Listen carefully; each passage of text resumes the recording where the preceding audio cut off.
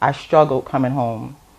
The transition was rough because retiring from the military is a difference when you're healthy. I retired because I wasn't healthy.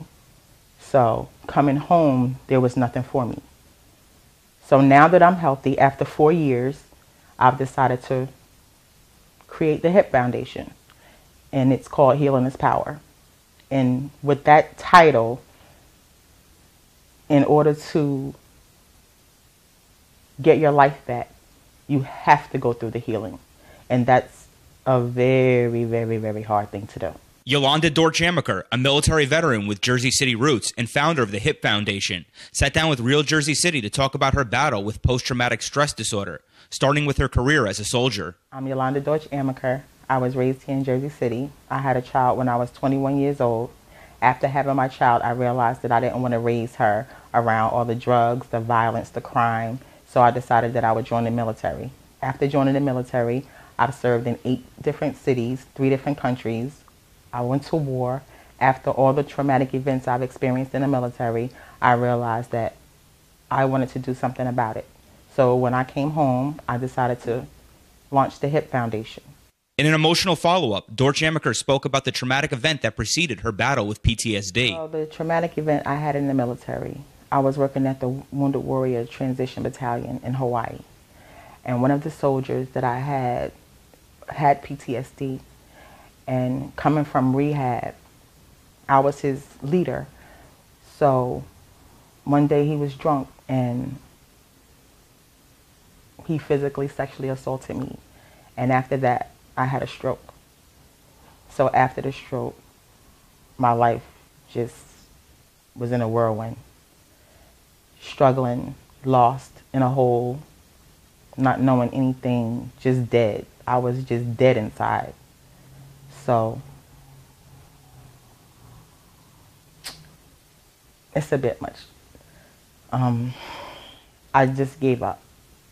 I didn't want to live anymore. I didn't want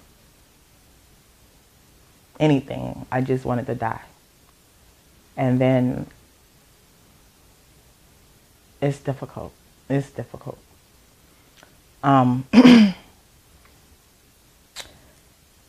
After being in the hospital, going through rehab, I had to move to North Carolina. And that's where I started to deal with the assault.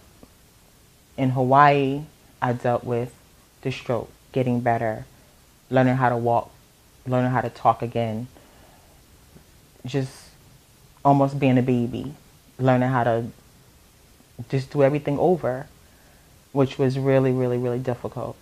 And then my child being there, it was rough for her because I couldn't take care of her because I had to be taken care of. So North Carolina was the place where everything came to a head. Dealing with still remnants from the stroke and then dealing with the assault. That was rough. The nightmares, the pills. It was 22 different pills just to live. So,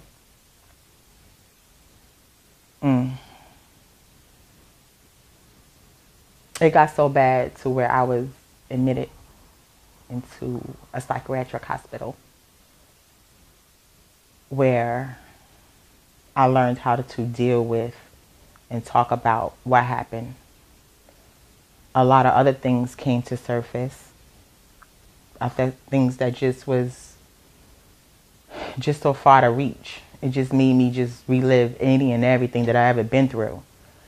So coming home was difficult because now being in a psychiatric ward, the world will see you as crazy.